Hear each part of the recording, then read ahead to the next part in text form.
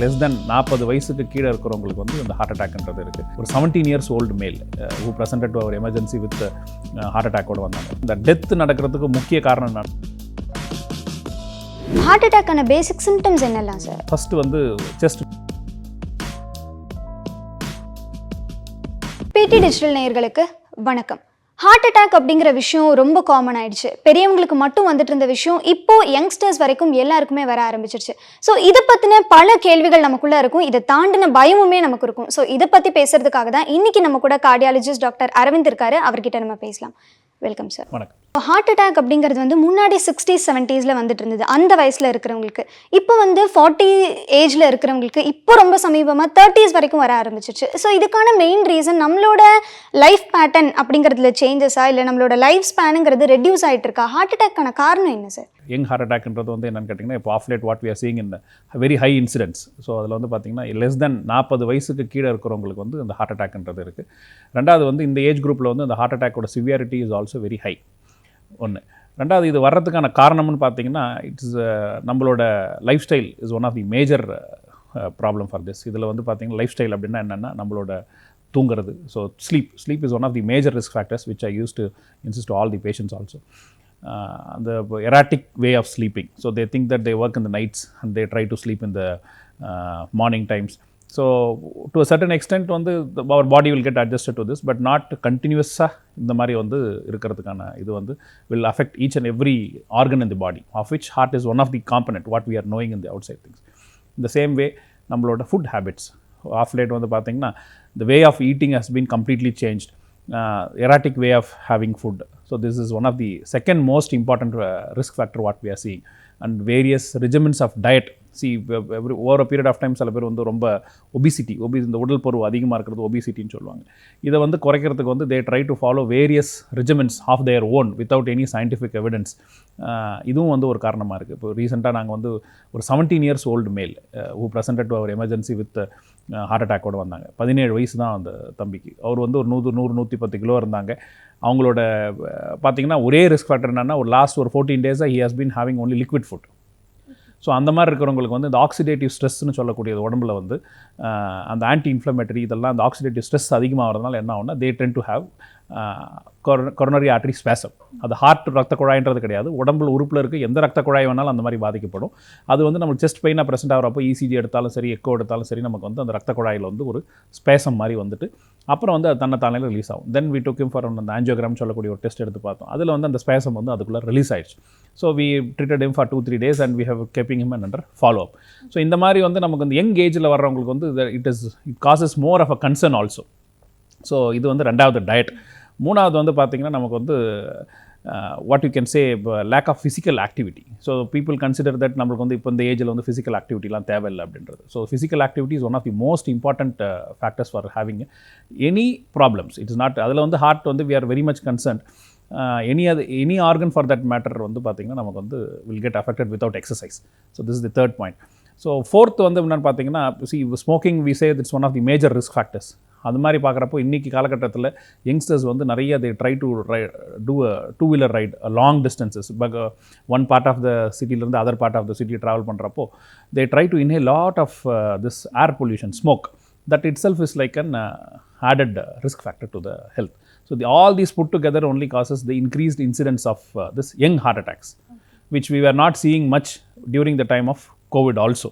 See கோவிட்னால இருந்த சிலர் இருந்ததை தவிர்த்து இந்த மாதிரி வந்து யங்ஸ்டர்ஸில் இவ்வளோ சீரியஸான இது வந்து நம்ம ஆஃப் லேட் ரொம்ப அதிகமாக பார்த்துட்ருக்கோம். இப்போ நீங்கள் சொன்ன மாதிரி stress, over weight, lack of sleep, இதில் வந்து உங்ககிட்ட வர பேஷண்ட்ஸோட கவுண்ட் எப்படி இருக்குது சார்? எந்த விஷயத்துக்காக ஹார்ட் அட்டாக் அப்படிங்கிறதுனால அதிகமாக பாதிக்கப்படுறாங்க?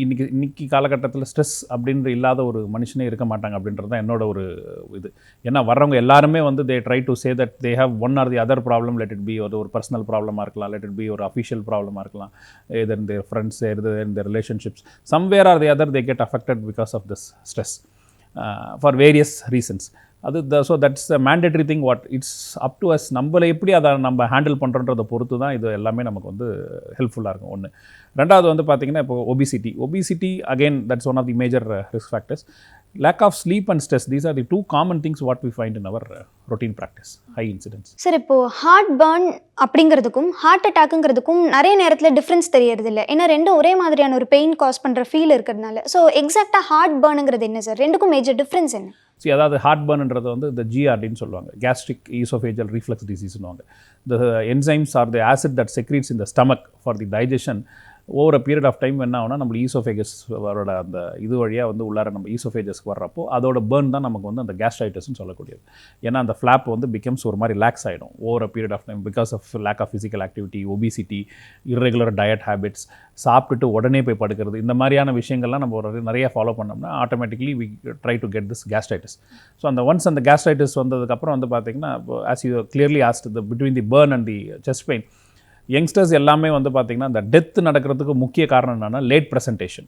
ஸோ தே டோன்ட், ஏன்னா வந்து ஒரு 30 வயசு 32 வயசில் யாருமே வந்து ஒன்ஸ் ஒரு செஸ்ட் டிஸ்கம்ஃபர்ட் வந்ததுன்னா they don't think that they will be having an heart problem. So they will be roaming around taking their own way of medications எல்லாம் எடுத்துகிட்டு நம்மள்ட்ட ரொம்ப லேட்டாக தான் வருவாங்க. See, at the late ஸ்டேஜில் வந்து நம்மளால் we won't be able to help them also in a bigger way. So our advice will be, burnuக்கும் இதுக்கும் differentiation என்னென்னா burn வந்து will get settled over a period of time, whereas heart problem won't get settled. It will be very nagging sort of thing, continuousாக இருந்துகிட்டே இருக்கும். So ஆரம்பத்திலே வந்து பார்த்துட்டு as early as possible வந்து take உங்கள் பக்கத்தில் இருக்கிற அந்த ஃபேமிலி ஃபிசிஷியனோ ரொட்டீன் எந்த ஒரு நம்ம earliest ஒரு மெடிக்கல் அட்டென்ஷனுக்கு வர்றது நல்லது. ஸோ இப்போ மென் விமன் ரெண்டு பேர்த்தில் யாருக்கான ஹார்ட் அட்டாக் ரிஸ்க் அதிகமாக இருக்கும் அண்ட் சிம்டம்ஸ் அப்படிங்கிறதும் ஒரே மாதிரி தான் இருக்குமா? சிம்டம்ஸ் ஒரே மாதிரி தான் இருக்கும். மேல் ஃபீமேல் பார்க்குறப்போ during the time of menstrual period இருக்கிறவங்களுக்கு லேடிஸுக்கு வந்து there well protected with the hormone oestrogen and progesterone. So they don't have the chances of having an heart attack. But of late very ரேராக இருக்கும். But when you compare the head to head compare பண்ணுறப்போ males have the more tendency to have an heart attack when compare to the females. Post மென்சஸ்க்கு அப்புறம் வந்து பார்த்தீங்கன்னா they both become the same. Heart அட்டாக்கான basic symptoms என்னெல்லாம் சார்? First வந்து chest discomfort, ஒரு செஸ்ட் பெயின், சில பேருக்கு வந்து பார்த்தீங்கன்னா ஜா பெயின்னுவாங்க while they walking itself they say that. அது especially elderly people who have the habit of walking regularly சொல்லுவாங்க சார் ஒரு மாதிரி வந்து ஜா பெயின் இருக்குன்னுவாங்க. சில பேர் they say that back shoulder pain இருக்குன்னுவாங்க. So varied symptoms, we cannot pinpoint and say this is the particular thing. Some people say that ஒரு மாதிரி ஸ்வெட்டிங்காக இருக்குன்னுவாங்க. Some people say that ஒரு மாதிரி செஸ்ட் என்டையராக யாரோ ஏறி மெரிக்கிற மாதிரி இருக்குன்னுவாங்க. So varied presentations will be there. So any discomfort in the chest or in the back which is there for கண்டினியூஸாக நமக்கு இருக்கிற மாதிரி ஃபீல் பண்ணுறப்போ அர்லியஸ்ட்டாக ஒரு மெடிக்கல் அட்டென்ஷனுக்கு வர்றது நல்லது. ஒன்ஸ் வந்த பிறகு கூட கம்ப்ளீட்டாக ஹார்ட் சார்ந்து இருக்கிறத வந்து ரூல் அவுட் பண்ணுறது இஸ் ஆல்வேஸ் பெட்டர். சார் இப்போ எனக்கு ஒரு ஷாக் அடிக்கிற மாதிரி இருந்தது அப்படின்னு நிறைய பேர் சொல்லுவாங்க இல்லையா? ஸோ இந்த ஷாக் அடிக்கிற சிம்டம்ஸ் வந்து ஹார்ட் அட்டாக்கு மட்டும்தான் வருமா இல்லை வேறு ஏதாவது டிசீஸ்க்கும் இந்த சிம்டம்ஸ் வரதுக்கான பாசிபிலிட்டி? அதாவது வந்து அக்யூட் அப்பண்டிசைட்டிஸ்னு சொல்லுவாங்க. இந்த கால் பிளாடர் சார்ந்து இருக்கக்கூடியது அப்பண்டிசைட்டிஸ். இதெல்லாம் கூட சில நேரத்தில் என்ன ஆகுனா ஒரு மாதிரி நமக்கு அப்டாமனில் வர்ற பெயின் வந்து நமக்கு செஸ்ட்டில் கூட ரேடியேட் ஆகி ஒரு மாதிரி ஆஸ் யூ சே ஒரு மாதிரி அந்த ஷாக் சென்சேஷன் வந்து இருக்கிறது கூட ஒரு சான்சஸ் இருக்குது. பட் ஆனால் வந்து ஹார்ட் பெயின் வந்து cannot be misinterpreted for any other problems because it will be very classical. Only அந்த பர்சன் யாருக்கு வராங்களோ நம்ம எத்தனை பேஷண்ட் நாங்கள் பார்த்தாலும் ஒருத்தவங்க சொல்கிறது இன்னமும் வந்து ஒரு விதமாக தான் இருக்கும். So we won't be able to say, and when they are very young என்ன ஆகும்னு கேட்டிங்கன்னா they won't even believe. சரி அதில் வந்து பல பேர் வந்து பார்த்திங்கன்னா இந்த ஹாஸ்பிட்டலேருந்து அந்த ஹாஸ்பிட்டலேருந்து அதுக்கு அடுத்த ஹாஸ்பிட்டல் அப்படி போய் இறந்தவங்களே எனக்கு தெரிஞ்ச ஒரு நிறைய பேர் இருக்கிறாங்க. Because they don't believe saying that இந்த ஏஜில் ஹார்ட் அட்டாக்னோடனே கூட வர்றவங்க ஃப்ரெண்ட்ஸாக இருக்கட்டும். ஏன்னா அந்த டைமில் வந்து பார்த்திங்கன்னா availability of the parents won't be there because they will be somewhere outside. So அதனால் வந்து எங்கே earliest சொல்கிறாங்களோ அதை பக்கத்தில் இருக்கிற அது அடுத்த ஒரு PCA கேப்பபிள் சென்டருக்கு போய் நம்ம ஏர்லி வந்து அந்த ப்ரைமரி ஆஞ்சியோபிளாஸ்டி பண்ணோம்னா will be able to save the myocytes, அதாவது அந்த ஹார்ட்டோட தசையை வந்து நம்ம as early as possible வந்து சேவ் பண்ணுறது will be better. So recently we had 2 patients like that. So who had been traveling, first போனோடனே அங்கேயே சொல்லியிருக்காங்க அதுக்கு அடுத்த ஹாஸ்பிட்டல், அங்கேருந்து இன்னொரு ஹாஸ்பிட்டல் அக்ராஸ் தி சிட்டி அவங்க ட்ராவல் பண்ணி போகிறதுக்குள்ளே by the time he was brought dead.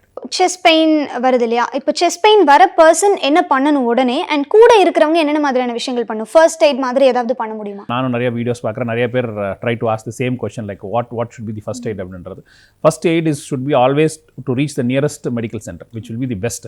See some people say, some doctors say that நீங்கள் ஆஸ்பிரின் எடுத்துக்கோங்க, நைட்ரேட்ஸ் எடுத்துக்கோங்க, இந்த மாதிரிலாம் கூட நிறைய வீடியோஸ்லாம் வந்தது. But without even knowing what it is not advisable to take such pills which is not good. in the long run. Heart attack வந்து ஹெரிடிட்ரியாக கூட வரலாம் அப்படிங்கிற ஒரு விஷயம் இருக்கு இல்லையா சார்? இதை தாண்டி எனக்கு இப்போ லோ பிபி, ஹை பிபி இந்த மாதிரியான விஷயங்களாலேயோ இல்லை சுகர் இருக்கிறதுனாலையோ இந்த மாதிரி பேட்டர்னால ஹார்ட் அட்டாக் வரதுக்கான சான்சஸ்? அதாவது வந்து அதுதான் அந்த ரிஸ்க் ஃபேக்டர்ஸே வந்து conventional risk factors, non conventional risk ஃபேக்டர்ஸ்னு சொல்லுவோம். கன்வென்ஷனல் ரிஸ்க் ஃபேக்டர்ஸ்னால் இப்போ பார்த்தீங்கன்னா எல்டர்ஸில் வந்து இந்த சுகர், பிபி, கொலஸ்ட்ரால் இந்த மாதிரி இருக்கிறவங்களுக்கு தான் வந்து யூஸ்வலாக வந்து பார்த்தீங்கன்னா heart attack incidence was very high. உங்களோட ஃபஸ்ட் கொஷன்லேயே வந்து அதுதான் வந்து எல்டர்லி குரூப்புக்கு தான் வந்து இந்த ரிஸ்க் ஃபேக்டர்ஸ்லாம் இருக்கும். whereas when we are speaking about the youngsters, they won't have all these risk factors.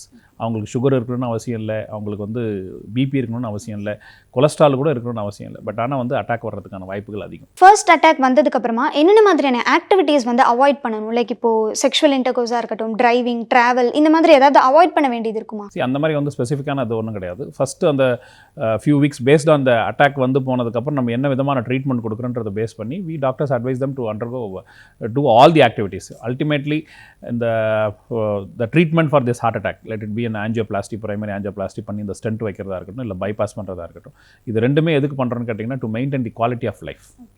So the person who has been doing their routines should be able to do their routines continuously. Ultimately it looks at in the long term to look at the quality of life.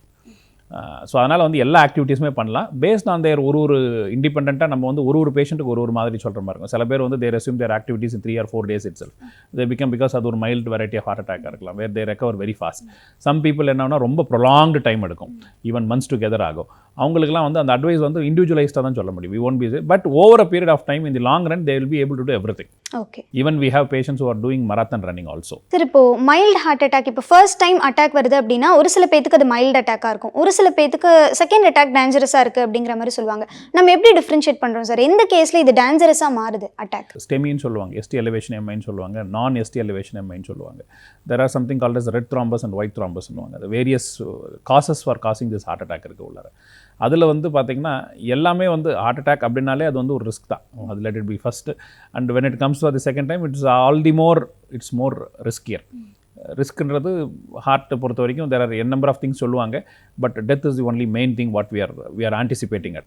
So அப்படி பார்க்குறப்போ earlier the medical treatment we'll be able to save them in a better way. Sir, nitroglycerin அப்படிங்கிற ஒரு concept சொல்கிறாங்க இல்லையா? So எக்ஸாக்டாக நைட்ரோகிளிசரின்னா என்ன, அதை எப்போ யூஸ் பண்ணணும், எதுக்காக யூஸ் பண்ணணும்? அதாவது நைட்ரோகிளிசரின், நைட்ரேட்ஸ், சார்பிட்ரேட் இது எல்லாமே என்னன்னு கேட்டிங்கன்னா these are all medicines which are being used to dilate the heart. அதாவது ரத்த குழாயை வந்து நம்ம கொஞ்சம் பெருசாக்குறோம். ஸோ தட் நமக்கு என்னென்னா blood flow வந்து கொஞ்சம் பெட்டராக இருக்குன்றது தான் அதோட கான்செப்ட் பேசிக்காக.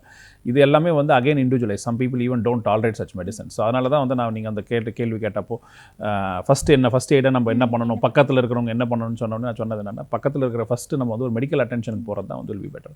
ஆல் தீஸ் திங்ஸ் நம்ம வந்து பிளைண்டாக நம்ம சொன்னோம்னா people try to start taking all those things. அது வந்து it can cause even giddiness and fall.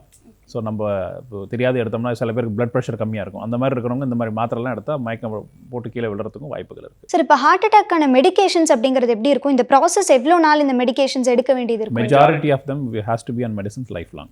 என்னென்ன மாதிரியான ஃபுட் ஹேபிட்ஸ் நம்ம ஃபாலோ பண்ணணும் சார்? என்னென்ன விஷயங்கள்லாம் நம்ம அவாய்ட் பண்ணணும்? டயட் இந்த கான்செப்ட்டுக்கு வந்து வேரியஸ் ரெஜிமெண்ட்ஸ் ஆர் தேர். இன்றைக்கி நிறைய food awareness is there among the public itself. We need not to say that இதுதான் இப்படி தான் அப்படின்றதில்ல. அண்ட் ரெண்டாவது, இந்தியா பொறுத்த வரைக்கும் we have a diverse group of communities and different group of peoples we have. So each and every family has their own way of cooking.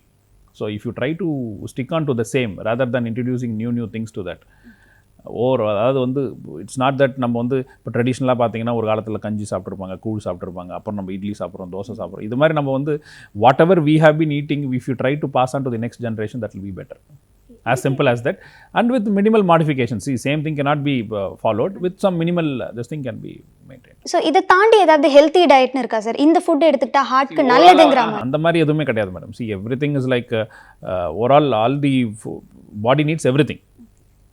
It's not that we cannot say that இது ஒன்று. அதாவது வந்து பார்த்திங்கன்னா இப்போ நான் சொன்னேன் இல்லையா, various diet ரெஜிமெண்ட்ஸில் சொல்லுவாங்க இதை எடுத்துக்கோங்க, நட்ஸ் எடுத்துக்கலாம், ஃப்ரூட்ஸ் எடுத்துக்கலாம், வெஜிடபிள்ஸ் எல்லாமே important. Fruits are important, vegetables are important, nuts are important. Everything in a minimal quantity. Everything should not cross the borders. And carbohydrates are also important. So people say no carb diet அப்படின்வாங்க, weight லாஸ்க்குலாம். Yes, definitely for a short period of time it might be beneficial, but not in the over long period. Proteins are vitamins, everything is important. So ஒரு balanced diet இருக்கிறது என்றைக்குமே better rather than pinpointing and saying that இந்த மாதிரி இருக்கிறது இல்லாத. Sir, cardiac arrest பற்றி எங்களுக்கு இருந்த நிறைய டவுட்ஸ்க்கு நீங்கள் டீட்டெயிலாகவே ஆன்சர் பண்ணியிருக்கீங்க சார். தேங்க்ஸ். Thank you. இந்த மாதிரி இன்ட்ரெஸ்டிங்கான வீடியோஸ் நிறைய பார்க்கணும் அப்படின்னா PT டிஜிட்டல் சேனலை சப்ஸ்கிரைப் பண்ணுங்க.